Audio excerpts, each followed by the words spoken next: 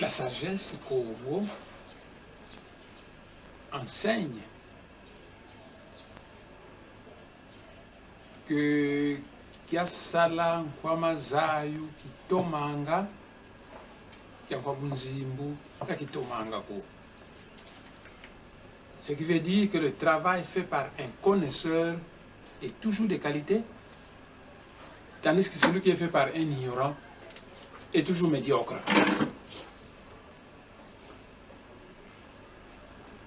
C'est pourquoi la même sagesse Congo dit que ungimina mfundi ungimini nzayuluko kade kuzobadia budianga. C'est pourquoi la même sagesse Congo dit que je préfère que tu me refuses la nourriture, mais ne me refuse pas la connaissance, car l'ignorance tue.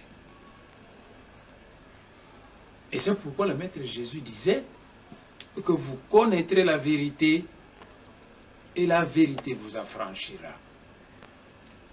La vérité vous affranchira, la vérité va vous dégager de l'esclavage.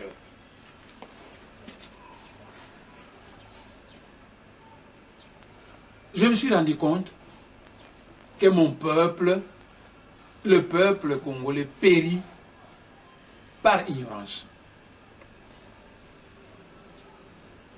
Si j'ai pris la résolution que désormais, quand il y aura un problème d'intérêt majeur qui va focaliser l'attention du peuple congolais, moi je tiendrai des points de presse sur ces problèmes d'intérêt majeur pour tenter d'éclairer le Congolais moyen.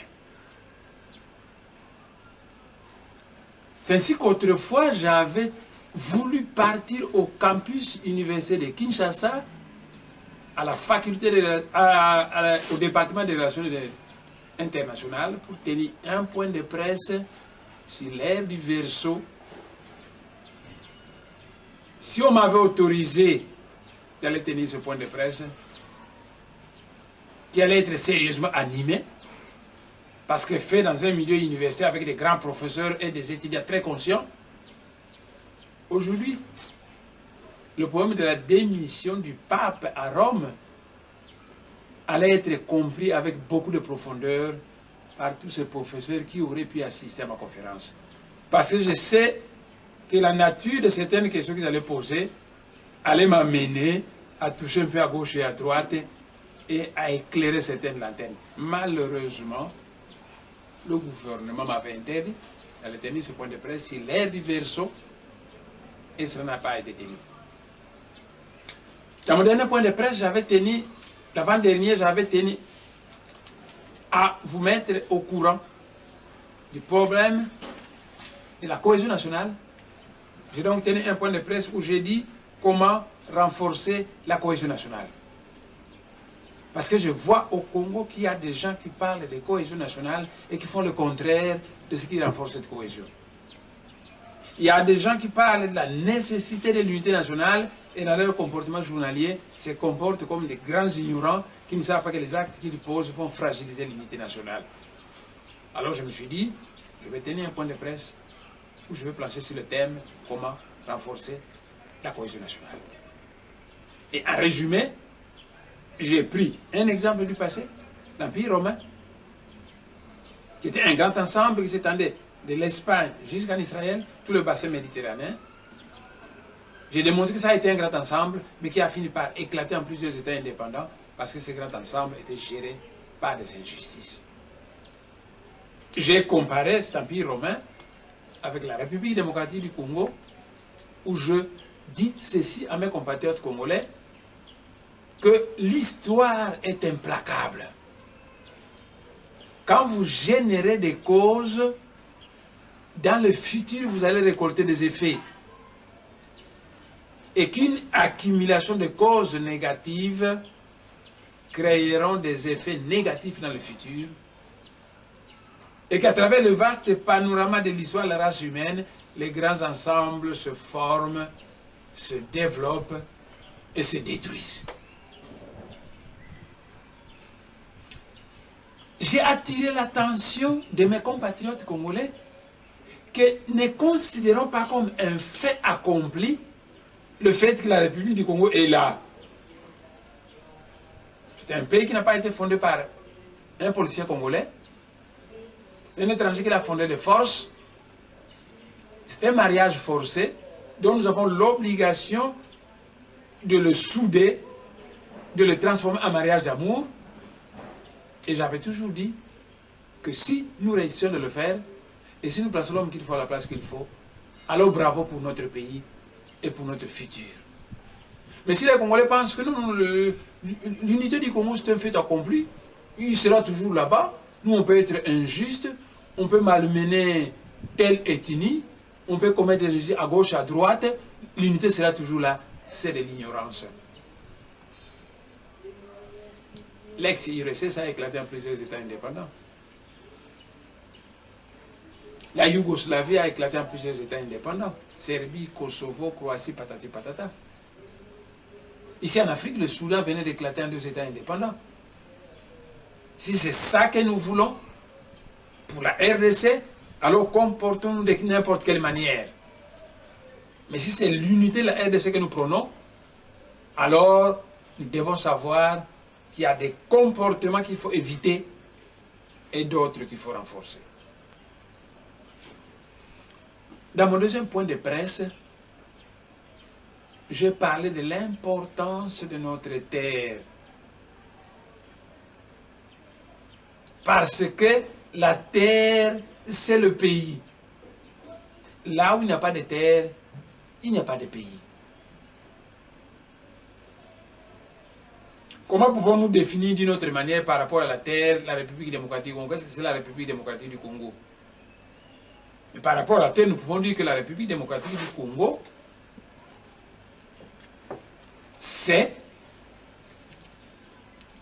l'ensemble des terres appartenant à toutes les ethnies qui sont contenues dans les frontières de la République démocratique du Congo. On a décrit un certain espace qu'on appelle République démocratique du Congo, et cet espace-là est simplement obtenu en prenant la terre de Bakongo, Bakongo Bandundu, surtout la zone de Bakongo, en ajoutant la terre de Kassaïen, en ajoutant les terres de Katangé, les terres de Kivusiens, le Maniema y compris, le Grand Kivu, les terres de Boyoma, de l'Équateur, les différentes ethnies de toutes ces régions-là ont des terres leur laissées par leurs ancêtres, et quand nous mettons ces terres ensemble, nous obtenons la République démocratique du Congo. Si aujourd'hui nous vendons un petit morceau, 2 ans, 3 ans après, on vend un autre petit morceau, et après on continue de vendre des petits morceaux, va venir un moment donné, nous n'aurons plus les terres à nous, et le pays ne nous appartiendra plus. Aujourd'hui, mon point de presse d'aujourd'hui va s'intituler « À propos du Forum national ». À propos du Forum national. Au cours de ce point de presse, je vais faire certains rappels historiques qui nous conduiront à tirer certaines conclusions.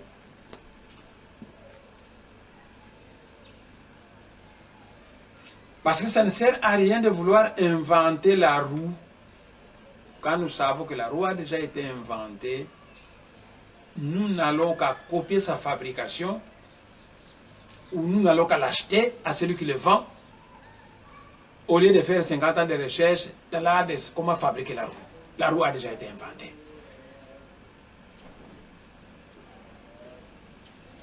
S'il y a un forum national, c'est qu'il y a une crise.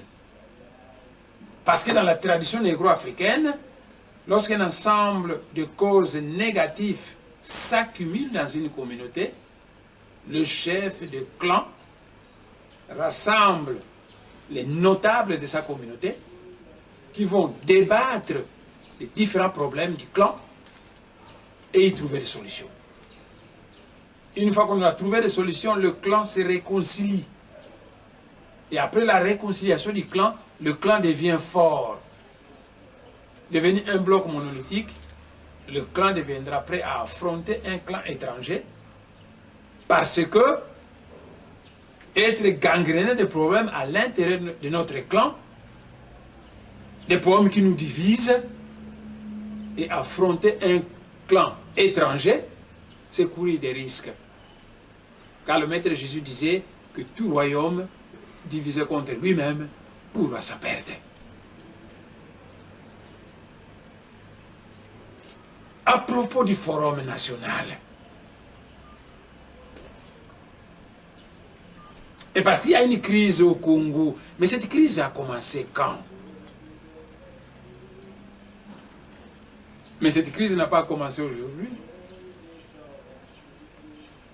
Cette crise a commencé le 30 juin lors du discours incendiaire de Lumumba.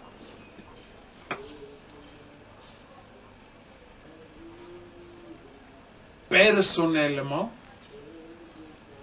à ma qualité de grand maître de la sagesse Congo, j'ai dit que tout ce que Lumumba avait dit dans ce discours était vrai, mais ce n'était pas le moment de le dire.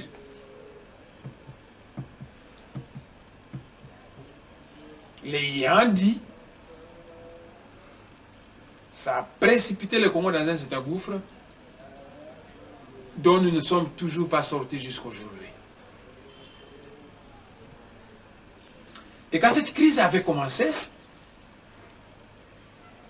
les observateurs avisés des affaires congolaises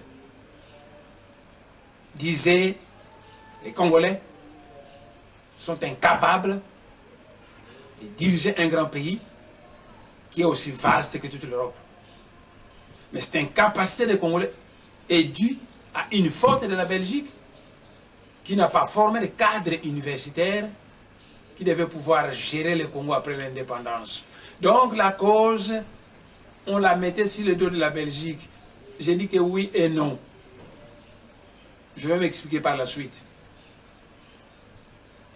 Mais les gens disaient que les Congolais sont incapables de diriger leur pays parce que la Belgique n'a pas formé de cadres universitaires qui devaient gérer le Congo après l'indépendance. Contrairement à la colonisation française, où des gens comme des Senghor, des gens comme des Houphouët-Boigny avaient déjà été des députés au Parlement de Paris avant l'indépendance, où ils avaient acquis une certaine expérience.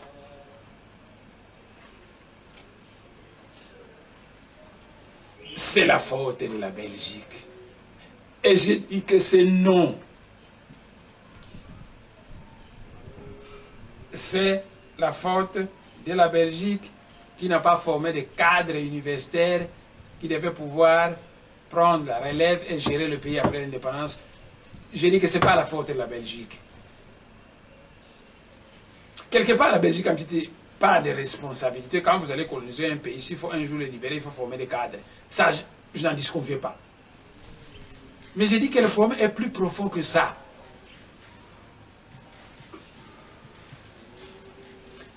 Mobutu, ayant compris que c'est le manque de cadres universitaires qui crée tous ces problèmes dont souffre le Congo naissant, et même quand il faisait ces petits coups d'État intermédiaires avant le grand coup d'État du 24 novembre, dès que Mobutu prenait le pouvoir, il mettait sur pied un collège de commissaires généraux, et tous ces commissaires généraux, c'était des cadres universitaires.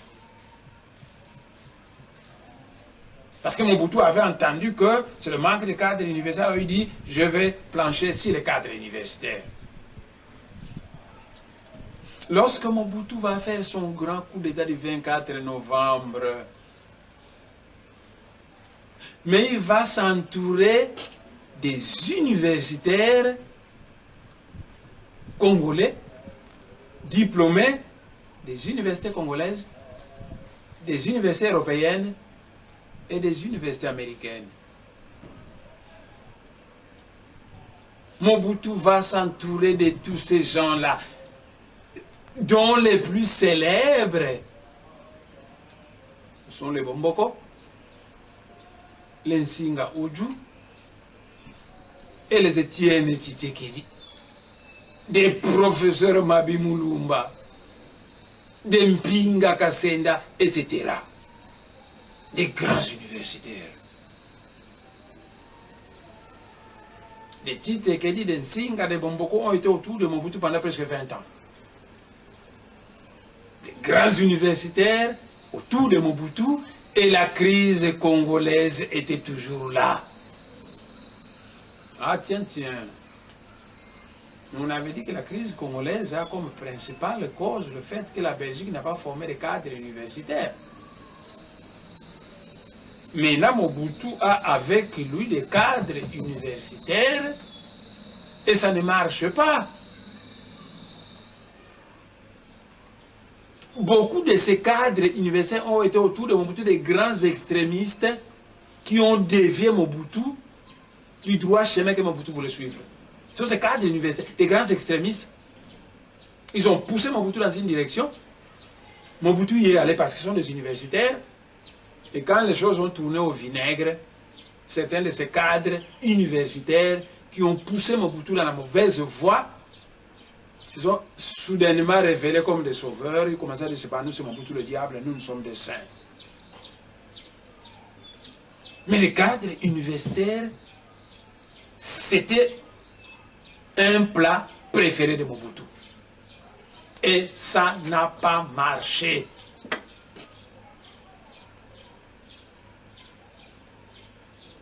Et finalement, Laurent Kabila est venu. Nzé Kabila est venu. Mais regardez dans son entourage, des grands universitaires. Des gens qui se disaient professeurs. En Europe, quand vous donnez cours, vous êtes un professeur. Quand Emani donne cours à une université, on dit le professeur Emani.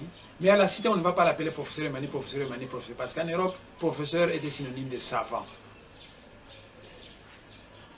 Seul celui qui est devenu un savant va être appelé le professeur Tournesol. Le professeur Van Gouali. Mais celui qui simplement donne cours, on l'appelle le professeur à l'université, mais pas à la cité professeur tel. Mais vous êtes maintenant plein de professeurs. Le professeur tel. Le professeur tel. Et ils ont aujourd'hui dans l'entourage du Raïs Kabila Kabange. Vous l'appelez Raïs, n'est-ce pas? Là encore, mais c'est plein de licenciés. C'est plein de gradués. C'est plein de docteurs. C'est plein d'ingénieurs. C'est plein de professeurs qui vous parlent de croissance à 2 chiffres. Laquelle croissance qu'on ne trouve pas dans l'assiette du paysan congolais. Donc les grands universités sont toujours là. Et nous voilà dans la crise.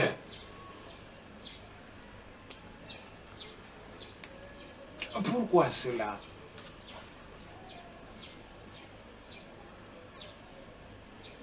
Pourquoi cela? Ça aussi, il faut pouvoir expliquer. Mais mon point de presse d'aujourd'hui est un point de presse qui consiste à toucher certains problèmes pour rendre conscients les Congolais.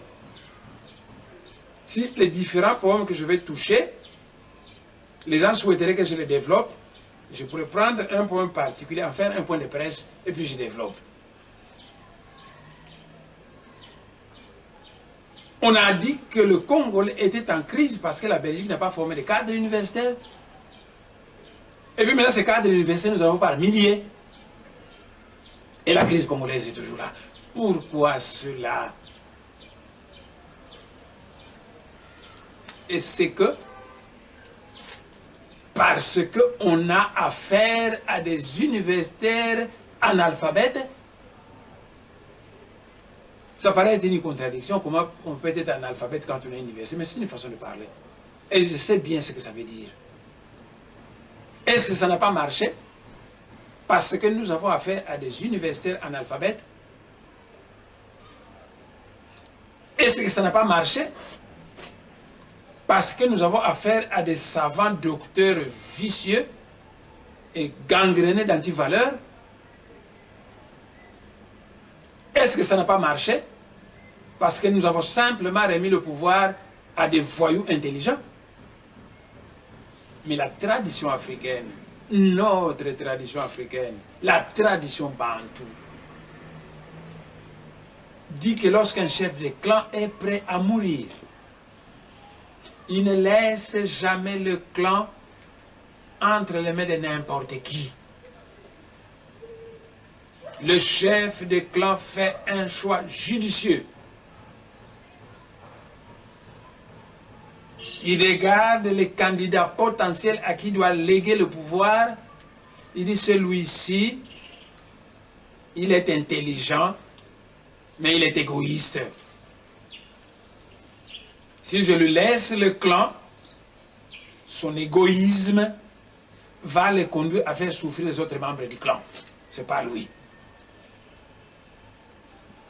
Il regarde l'autre et dit, celui-ci est intelligent. Il est ouvert envers ses frères de clan, mais il ne sait pas garder les secrets. Si je lui laisse le clan, notre clan n'aura plus de secrets. Oh, la sagesse congolaise enseigne que Congo dia fukwa, kufuku diko. Kadi wamana de fukula Congo na de yalako. Que le royaume du Congo avait des secrets dont les dignitaires n'avaient pas le droit de divulguer. Parce que si vous divulguez ces secrets, vous deviendrez indigne de diriger le royaume du Congo. Et le chef de clan dit, celui-ci est intelligent, il a plein d'amour pour ses frères de clan, mais il ne sait pas garder les secrets. Ce n'est pas à lui que je laisserai le clan. Il regarde l'autre, il dit, celui-là, il est vraiment intelligent, il sait garder les secrets, mais il ne sait pas parler. Il ne sait pas parler. Je ne vais pas lui laisser le clan. Et finalement, il trouve un prince qui a un ensemble de qualités, et c'est à lui qu'on confie la gestion du clan. Aller aux États-Unis, aller en Asie, aller en Europe, vous croyez que les Européens confient leur pays, les Américains, les Européens, les Asiatiques, conscients, confient la gestion de leur pays à n'importe qui? Les universitaires étaient là avec Mobutu et la crise persistait. Ils étaient là avec Laurent Kabila. Ils sont là à la présidence actuellement. Et la crise continuait. Pourquoi cela? J'ai dit que est-ce que parce qu'on avait affaire à des universitaires analphabètes, ou on avait affaire à des savants docteurs gangrénés d'antivaleurs? En tout cas, science sans conscience n'est que le ruine de l'âme. Par conséquent, la République démocratique du Congo a besoin d'être gérée par des grands connaisseurs dotés de valeurs morales et spirituelles. Dans tous mes points de presse, c'est cet homme-là, c'est ce genre d'homme-là que j'appelle placer l'homme qu'il faut à la place qu'il faut. Cet homme-là, c'est le grand connaisseur, les grands connaisseurs qui sont en même temps dotés de valeurs morales et spirituelles et non pas des grands intellectuels gangrénés d'antivaleurs. Nous allons partir au dialogue national. Si, à l'issue de ce dialogue,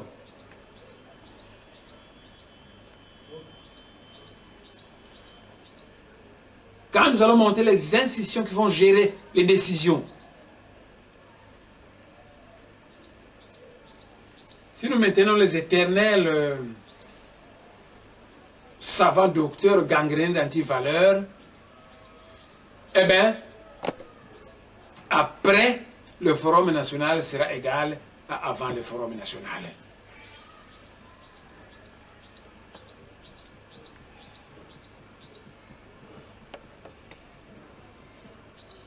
Voilà le premier point de mon point de presse d'aujourd'hui. Pourquoi la crise congolaise persiste et se maintient. Le deuxième point que je vais aborder dans ce point de presse, je le résumerai en disant qu'au forum national où nous allons partir, il n'y a plus de nouveaux discours à tenir là-bas.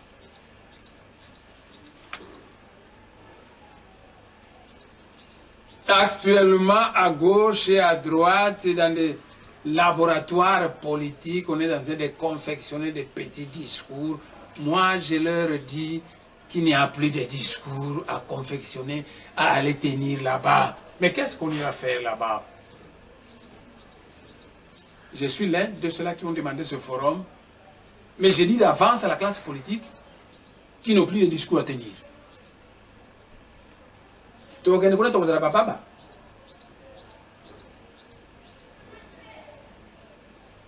Mais parce que, qu'est-ce que je vais dire par là qu'il n'y a plus de discours à tenir? Mais quand la crise congolaise a commencé, à un moment donné, on est allé à Tananarive. La classe politique congolaise est allée à Tananarive, à Madagascar, pour juguler la crise congolaise. Des très bons discours ont été dits là-bas. Des très bonnes choses ont été décidées là-bas. Et quand on est rentré dans la mise en application, le Congolais s'est montré incapable de prendre ces bonnes résolutions et de les mettre en pratique. On a laissé passer du temps et la crise se maintenait. Alors on a décidé d'aller à Kokilatville Mbandaka, tenir un autre colloque national. Là aussi, de très bons discours ont été prononcés là-bas. De très bonnes décisions ont été prises. Quand on rentre, les animateurs des institutions étaient incapables de mettre ça correctement en application. Eh bien, les choses sont restées telles qu'elles étaient, c'est-à-dire la crise persistait. C'est pourquoi la sagesse Congo enseigne que tukumba mavanga, katukumbi mpovako. Ce qui veut dire, applaudissons les actions concrètes, n'applaudissons pas les paroles vaines. On a été à Tananarive, on a été à Kokilatville, des très bons discours. Quand il faut le mettre en pratique, on devient très vicieux, on devient incapable de mettre ça en pratique. Eh bien, la sagesse Congo dit Tukumba Mavanga et Katukumbi Mfovako. Applaudissons les actions concrètes, n'applaudissons pas les paroles vaines. Et la crise a continué. Et on est allé au conclave de l'Ovanium. Des très bons discours, des très bonnes décisions. L'incapacité du Congolais à mettre ça correctement en œuvre, la crise continue. Et on est allé à Addis Abeba. On est allé voir l'abbé Philbert Youlou à Brazzaville.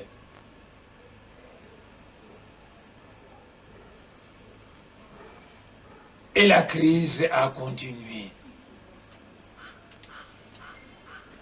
On est allé sur le bateau Lutenica, où le grand sage Nelson Mandela était présent, où il a prodigué des sages conseils. Et la crise congolaise a continué. On est allé à Gaborone. On est reparti à Addis Abeba. On est allé à Sun City et la crise a continué. On est allé à Pretoria. Des très bons discours. Mais on est allé à la conférence nationale souveraine. Des très bonnes choses ont été dites là-bas. Des résolutions fantastiques ont été prises à la conférence nationale souveraine. Et on a abouti nulle part.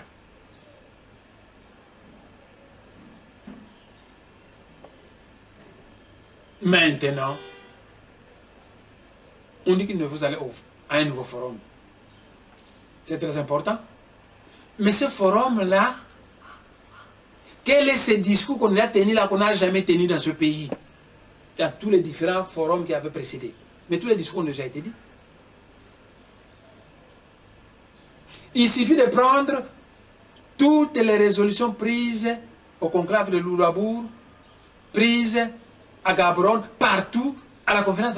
Il suffit de mettre une commission sur place qui va prendre tous les discours qui avaient été dits là-bas et les résolutions, et bien les solutions aux problèmes actuels du Congo sont déjà là.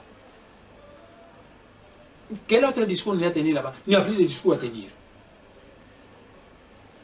Parce que dans le passé, on a tenu de très bons discours, on a pris de très bonnes résolutions, mais on s'est montré incapable de mettre ces résolutions en pratique.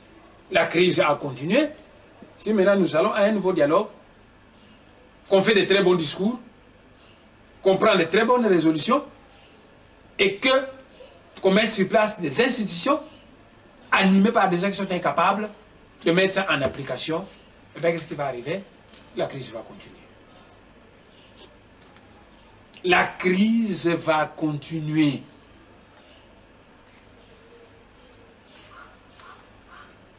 C'est pourquoi dans mon précédent point de presse, j'avais dit que particularité spécifique, ce fameux forum, faisons-en un forum de communauté et non pas un forum de partis politiques.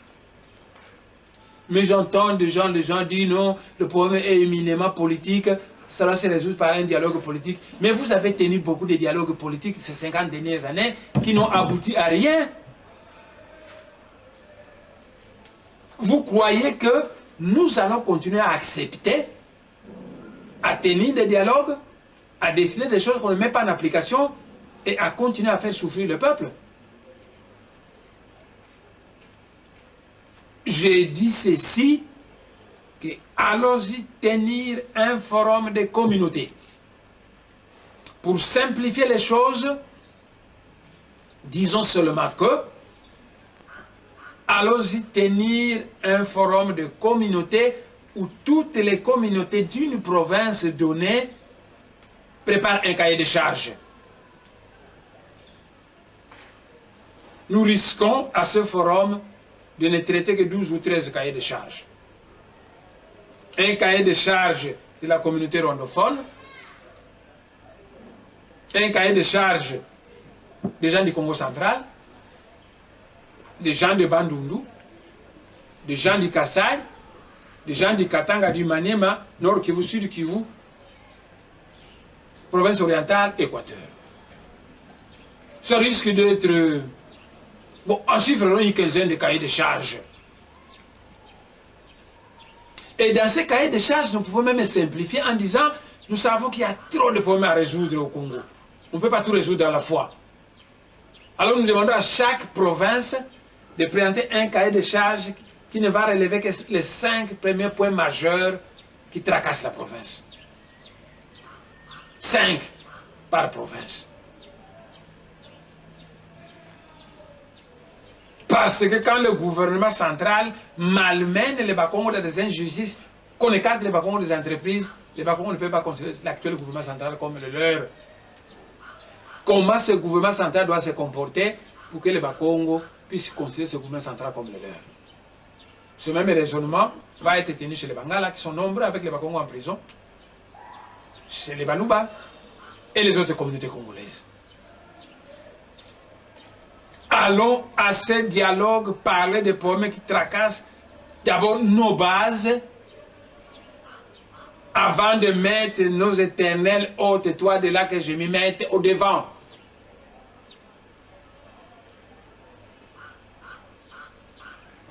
Un fonctionnaire de l'État, il fait 30 ans dans la fonction publique et il reçoit une pension. Moi, je pense qu'il y a beaucoup d'acteurs politiques actuellement dans notre pays qui méritent d'avoir la pension. Parce qu'ils sont aux affaires depuis 65. Ça fait combien d'années? Ils sont aux affaires depuis l'année 1965. La crise est toujours là. Ils sont toujours les mêmes qui doivent gérer. Mais pourquoi faire? Puisqu'ils ne changent pas. Les fonctionnaires de l'État, c'est 30 ans, ils reçoivent la pension. Est-ce qu'on ne peut pas pensionner certaines personnalités trop bruyantes, trop conflictuelles? C'est une question que je vous pose. Mais je le répète 3 fois, que les forums politiques, il y en a eu. Que dans les différents forums politiques du passé, tous les bons discours ont déjà été tenus.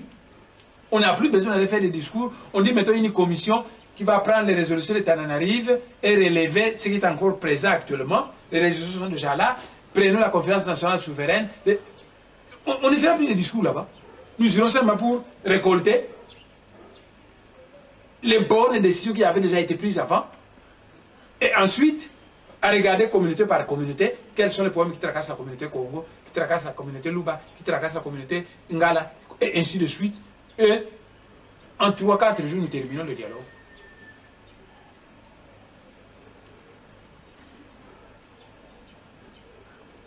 Mais une fois de plus, quand nous aurons pris ces résolutions, ces bonnes résolutions déjà prises dans le passé, il faut des hommes qu'il faut à la place qu'il faut pour qu'enfin qu'on prenne ces résolutions et qu'on les transforme en actes. Mais si après avoir relevé ces bonnes résolutions, nous maintenons des savants docteurs vicieux, et bien après, ce forum national sera égal avant ce forum national. Et à ce moment, qu'est-ce que nous allons répondre à cette communauté internationale qui dit que la classe politique congolaise est médiocre? Mais effectivement, la classe politique congolaise est médiocre. Sinon, comment comprendre cela que 50 années durant, ils tiennent des colloques, ils prennent des résolutions qui ne mettent jamais en pratique? C'est une classe politique médiocre. Oui, mais alors, cette classe politique médiocre, où ces universitaires analphabètes, quand ils parlent, vous les entendez dire, nous sommes à l'heure des grands ensembles. Oui.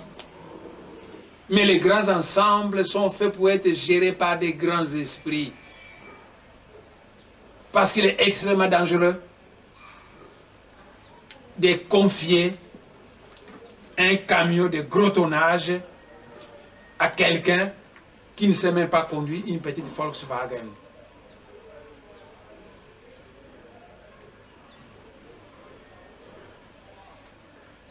La République démocratique du Congo, c'est aussi grande que toute l'Europe de l'Est et elle est gérée par une classe politique médiocre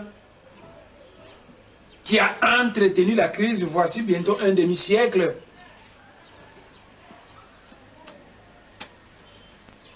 Et cette classe politique médiocre, ces universitaires analphabètes, vous répète, ils font un grand pays parce que nous sommes à l'heure de grands ensembles, tout à fait d'accord.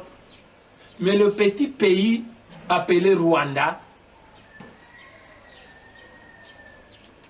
est en train de maîtriser ce grand pays colossal appelé la République démocratique du Congo. Ce petit pays appelé le Rwanda s'est développé mieux ces 50 dernières années que le Grand Congo. le petit pays appelé Guinée équatoriale. La Guinée équatoriale, le Manianga est plus grand que la Guinée équatoriale. Le territoire de l'Ouosi est plus grand que la Guinée équatoriale. Mais ce petit pays-là, c'est fantastique. Ça s'est développé mieux que le grand pays République démocratique du Congo. Le petit pays appelé le Ghana s'est développé mieux que la République démocratique du Congo. Et puis, dans notre pays, la République démocratique du Congo, vous ne voyez pas que ceux qui prônent un grand pays fuient tous leurs grandes provinces pour venir s'entasser à Kinshasa, au Congo central, dans la plus petite province du pays. Mais vous êtes partisans des grands pays, vous fouillez les grandes provinces pour venir vous entasser à Kinshasa, au Congo central, qui est la plus petite province du pays. C'est paradoxal, ça.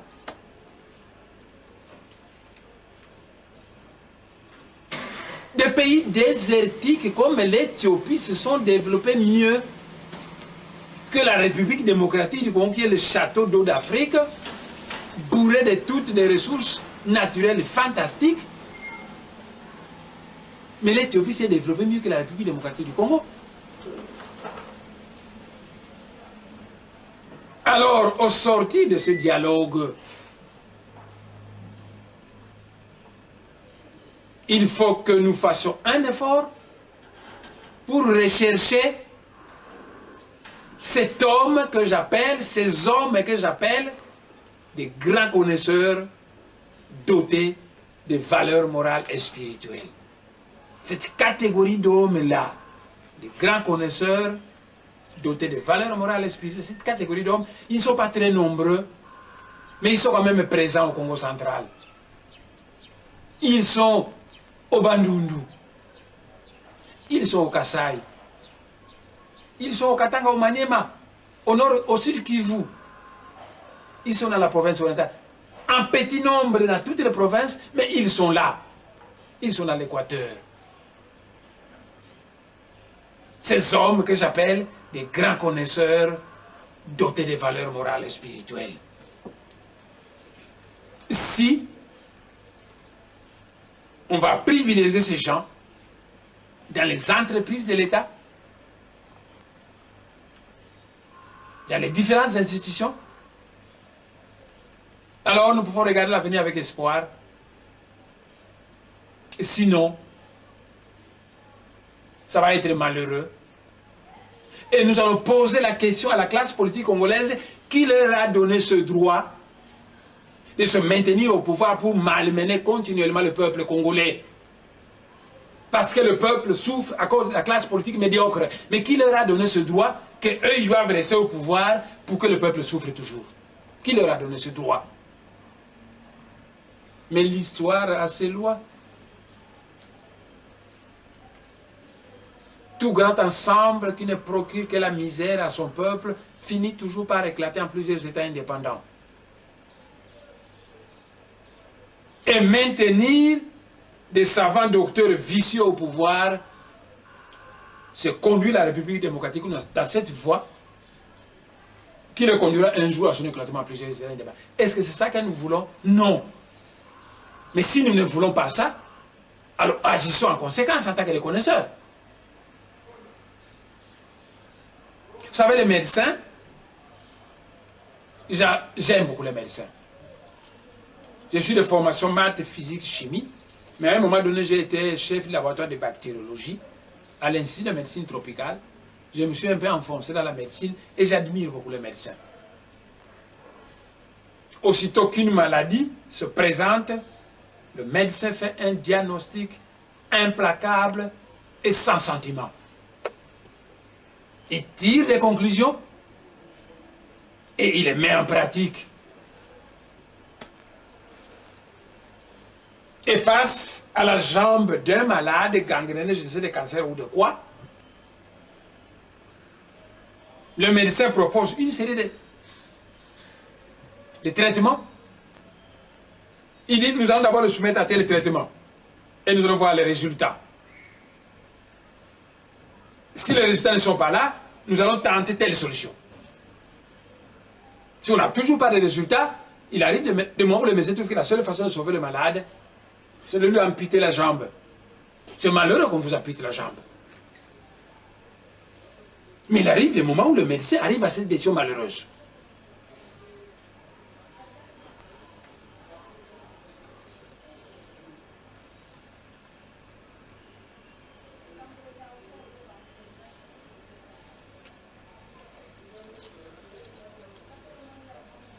Pourquoi l'Empire romain a éclaté en plusieurs États indépendants?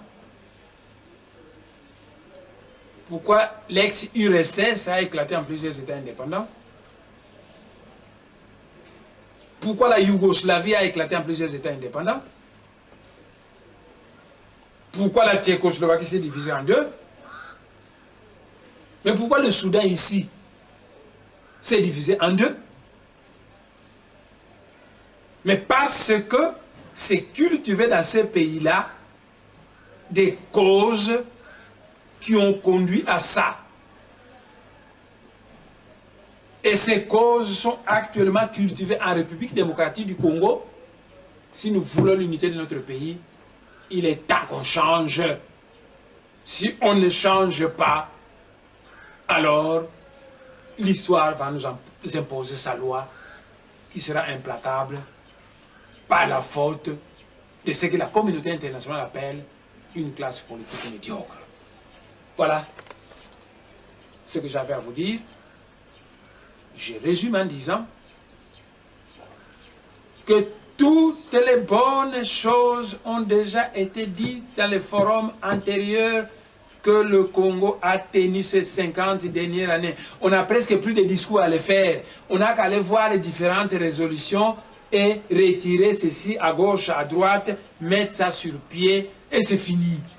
Tout a déjà été dit. Les bons discours ont déjà été faits. Les bonnes raisons ont déjà été prises. On ne les a jamais mis en pratique. Et j'ai dit que privilégions les communautés. 15 cahiers de charges, province par province, communauté par communauté, qu'on aille débattre ça et qu'on trouve des solutions qui vont être satisfaisantes aux différentes communautés congolaises. Et j'ai dit dans ce point de presse qu'après ça, il faut un petit réajustement, un petit toilettage des institutions de la République par-ci, par-là, pour rechercher dans nos différentes provinces ces oiseaux rares que j'appelle des grands connaisseurs dotés des valeurs morales et spirituelles. Et Ingeta, et Ibobo, et Ibobo. Je termine.